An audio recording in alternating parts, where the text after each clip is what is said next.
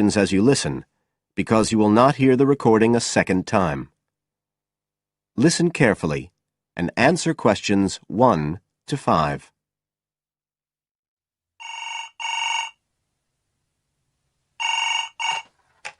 Hello? Oh, hello. I'm ringing about the advertisement in yesterday's newspaper. The one for the bookcases. Can you tell me if they're still available? We've sold one, but we still have 2 available. Right. Can you tell me a bit about them? Sure. What do you want to know? Well, I'm looking for something to fit in my study.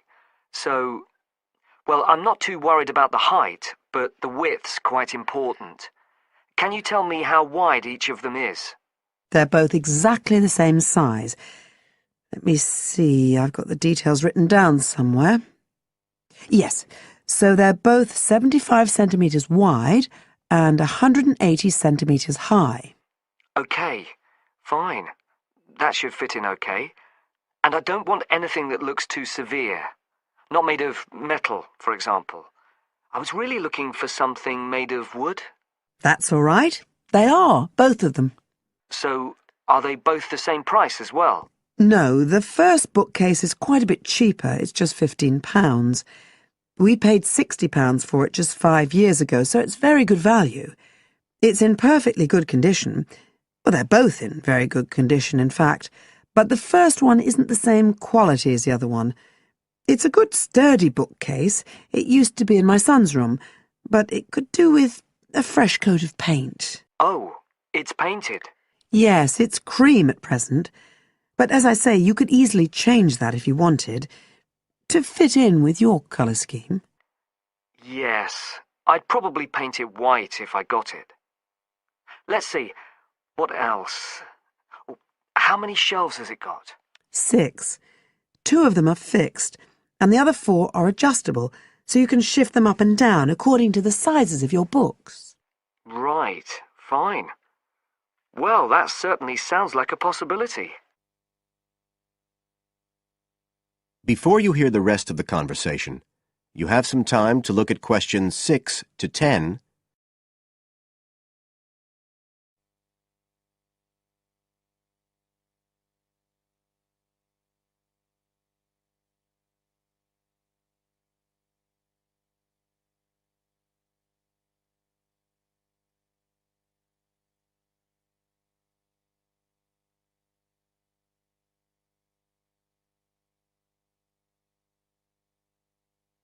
Now listen and answer questions 6 to 10. But the second one's a lovely bookcase too. That's not painted, it's just the natural wood colour, dark brown. It was my grandmother's, and I think she bought it sometime in the 1930s, so I'd say it must be getting on for 80 years old. So it's very good quality. They don't make them like that nowadays. And you said it's the same dimensions as the first one? Yes, and it's got the 6 shelves. But it also has a cupboard at the bottom that's really useful for keeping odds and ends in. Right. Oh, and I nearly forgot to say, the other thing about it is it's got glass doors, so the books are all kept out of the dust. So it's really good value for the money. I'm really sorry to be selling it, but we just don't have the room for it.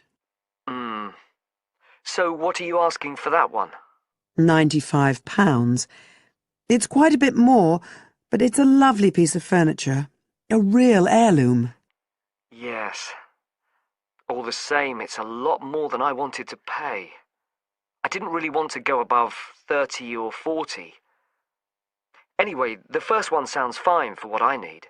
Just as you like.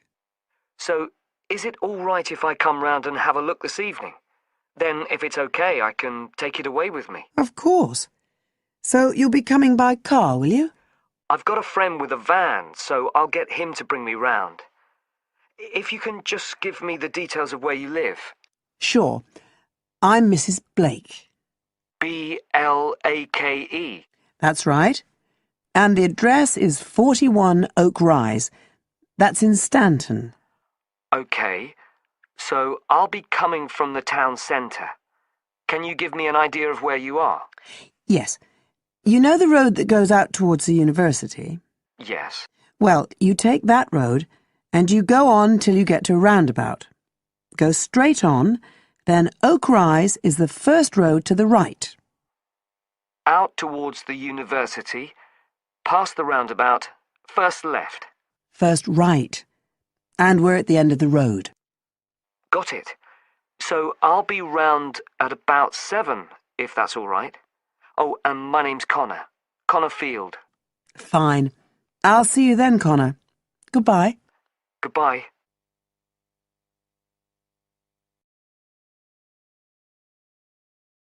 That is the end of part 1. You now have half a minute to check your answers.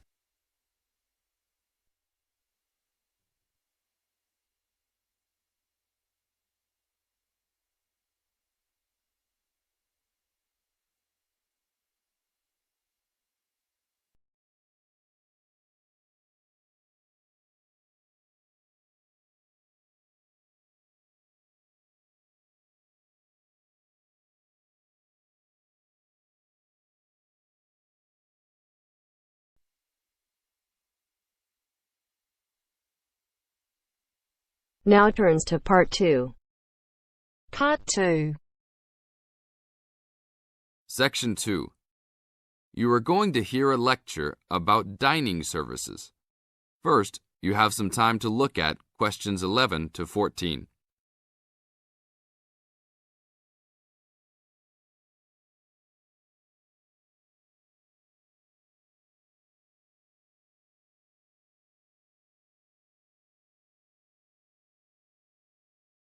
Now listen to the tape and answer questions 11 to 14. Welcome to the Dining Commons. This is the newest facility on campus, and I'm proud to say, also one of the best. I know that all university students miss eating home-cooked food. Well, this year, we are hoping to provide students with food and services that will make you feel at home, even without your family. The administration has been listening to the voice of the students. Students gave us frequent suggestions last year as to how we could improve the university. One of the most frequent suggestions was improving the dining options. We have been working hard all summer to come up with ideas that will make student life in the dormitories more pleasant. One of the new options we are offering in the dining facilities is variety in student meals. Last year, there was a set menu for every dinner, so if students didn't like the food, there was no choice. Students had to eat whatever was served. But this new dining facility has 3 completely unique areas, each with a different theme. At every meal, there will be 3 options for students to choose from. For example, there might be Italian food at station number 1, which might consist of pizza and pasta. At station number 2, there would be American food, consisting of hamburgers and hot dogs. At station number 3, there could be vegetarian soups and salads, accommodating all the vegetarians. We hope that with the greater selection of food, all students will find something to their liking. Now look at questions 15 to 20.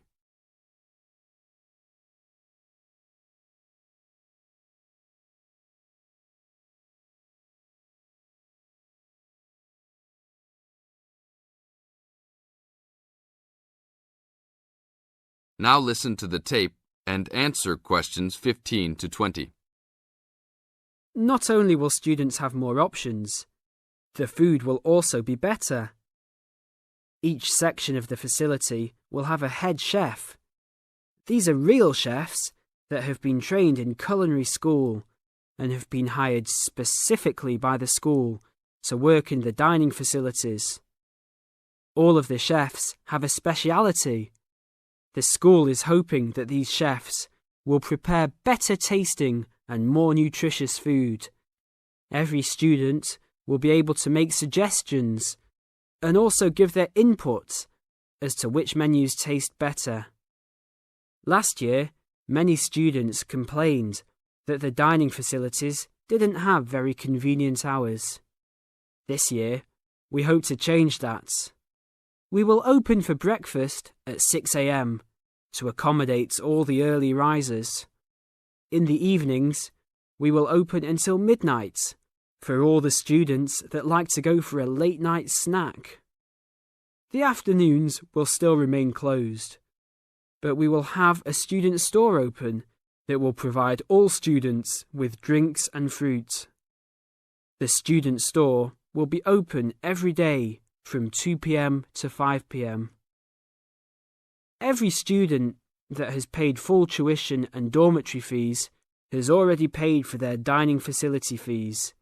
Students can eat at any time and in any amount for free. If you are a student that does not live in a dormitory, you can still purchase a dining facility card. This card will entitle you to the full services of the dining facility. This card is available only for students and is not open to the general public. If you are not a student and wish to dine here, you must purchase meals at the door. There are a few rules to follow.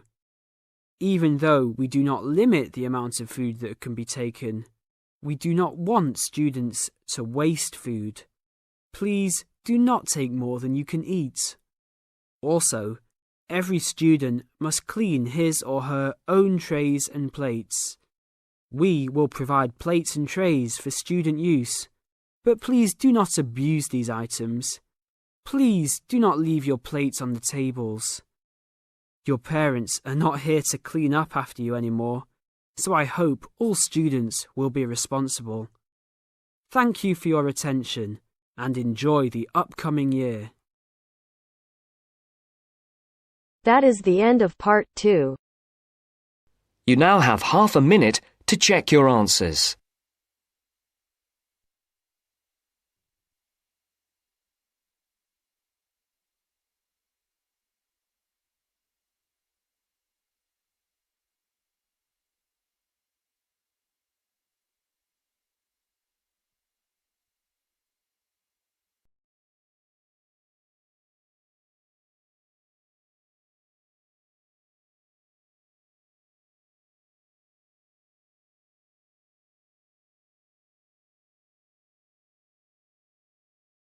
Now turns to part 3.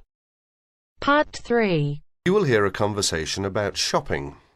Masahiro is an international student who has just arrived from Japan, and Anna and Will are doing some shopping with him. You have some time to read questions 21 to 26 first.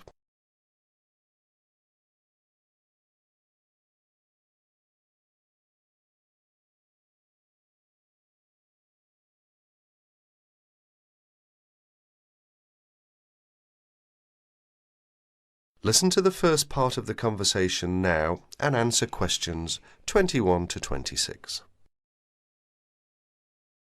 Here we are, guys. I'm going to stop by Bergner's first. I might just get lucky today. Who knows? Some of their dresses might be on sale. Bergner's? It's a fairly well-known department store, sort of like Penny's. They've got some quality stuff. Do you want to check it out? Why not? I need to get something for Lisa's birthday. She's into name brands. Any suggestions? A Gucci handbag or a Calvin Klein t-shirt might be nice. Designer perfume is another option. Which reminds me, I have a 15% discount coupon for Learners and Pennies. I hardly ever shop at Learners. I'm not that big on women's clothing. I rarely shop at Pennies. So go ahead and use the coupon if you can. Here they are. Thanks a lot, Will. That's really very thoughtful of you. My pleasure, ma'am. Oh no, I was supposed to give Liz a buzz an hour ago. Hope I have a quarter. Need a nickel? Actually, I don't have anything but pennies in change. Does any of you have $1 in change? Sorry, I don't, but I do have 35 cents on me. Will that be okay for the phone call? Great. I really appreciate it. I'll make it quick. Do you guys want to go ahead? We'll wait. Just don't forget us. I won't. Why don't we just meet here in 30 minutes? Sounds good. I guess I'll just look around.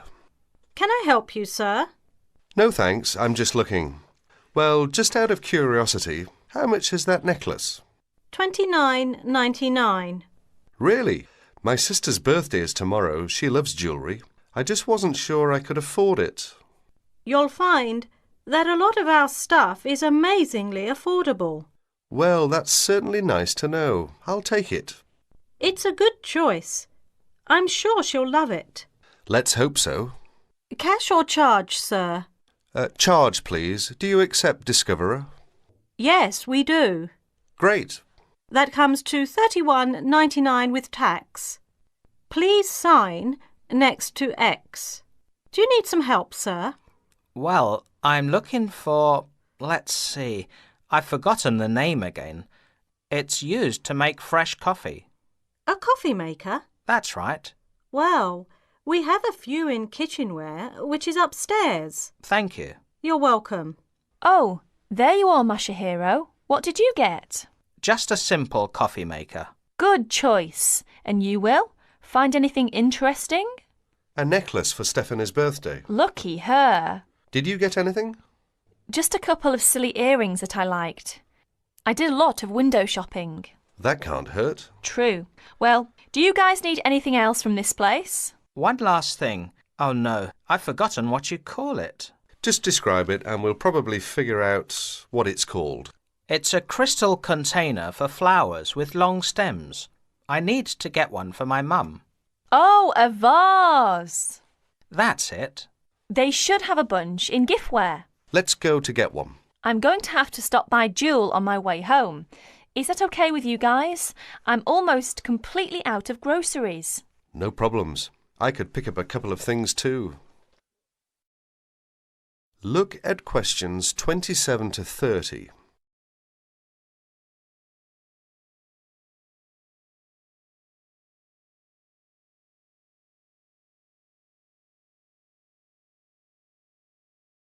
Now you will hear the rest of the conversation. As you listen, answer questions number 27 to 30. Hi, Masahiro. How's it going? Fine, I guess. How about you? Busy? Guess who's coming our way? Hi guys, what's up? Nothing much. We just ran into each other. That's nice. So, Mashiro, how's the coffee maker working? Actually, it doesn't work well. It was a waste of money. I guess I should have shopped around for a good one. Why don't you take it back?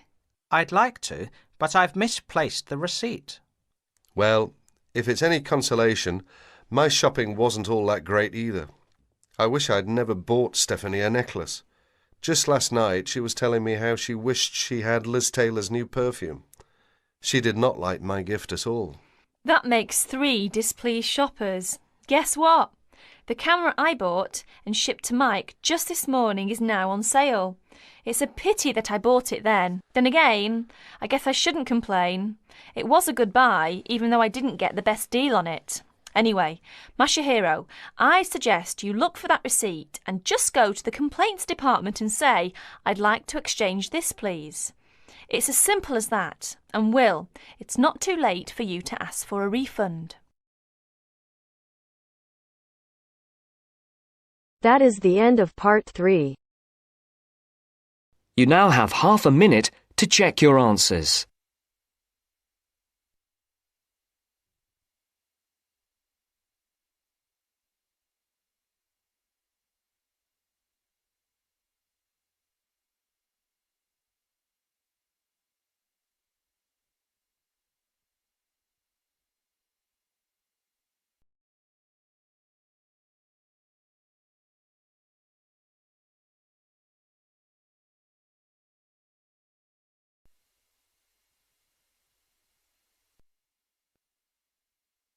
Now turns to part 4. Part 4. You are going to hear a lecture on William Kidd. First, you have some time to look at questions 31 to 40.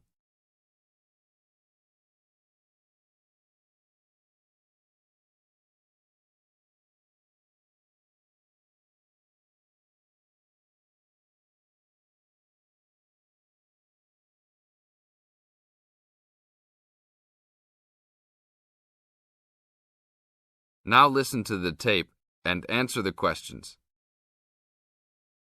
A Pirate Story, William Kidd. William Kidd, who was better known by the name Captain Kidd, was a 17th century British privateer and semi-legendary pirate who became celebrated in English literature as one of the most colourful outlaws of all time. Fortune seekers have hunted his buried treasure in vain through succeeding centuries. Kidd's early career is obscure. It is believed he went to sea as a youth. After 1689, he was sailing as a legitimate privateer for Great Britain against the French in the West Indies and off the coast of North America. In 1690, he was an established sea captain and shipowner in New York City, where he owned property. At various times he was dispatched by both New York and Massachusetts to rid the coast of enemy privateers.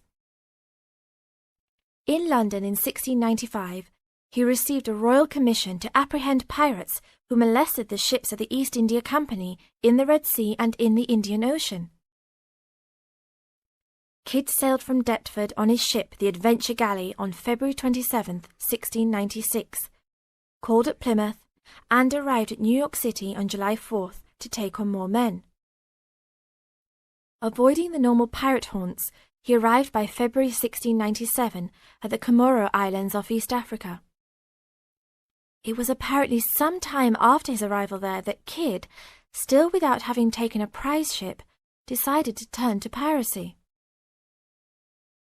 In August 1697, he made an unsuccessful attack on ships sailing with mocha coffee from Yemen, but later took several small ships. His refusal 2 months later to attack a Dutch ship nearly brought his crew to mutiny, and in an angry exchange, Kidd mortally wounded his gunner, William Moore. Kidd took his most valuable prize, the Armenian ship Quedagh Merchant, in January 1698, and scuttled his own unseaworthy Adventure Galley. When he reached Anguilla in the West Indies, April 1699, he learnt that he had been denounced as a pirate. He left the Quedagh Merchant at the island of Hispaniola, where the ship was possibly scuttled. In any case, it disappeared with its questionable booty, and sailed in a newly purchased ship, the Antonio, to New York City, where he tried to persuade the Earl of Bellomont, then colonial governor of New York, of his innocence. Bellomont, however, sent him to England for trial, and he was found guilty, May 8th and 9th, 1701, of the murder of Moore and on 5 indictments of piracy. Important evidence concerning 2 of the piracy cases was suppressed at the trial, and some observers later questioned whether the evidence was sufficient for a guilty verdict. Kidd was hanged, and some of his treasure was recovered from Gardiner's Island off Long Island. Proceeds from his effects and goods taken from the Antonio were donated to charity. In years that followed, the name of Captain Kidd has become inseparable from the romanticized concept of the swashbuckling pirate of Western fiction. Among other stories concerning caches of treasure he supposedly buried is Edgar Allan Poe's The Gold Bug. That is the end of part 4. You now have half a minute to check your answers. But if I lay down and I play dead and I stay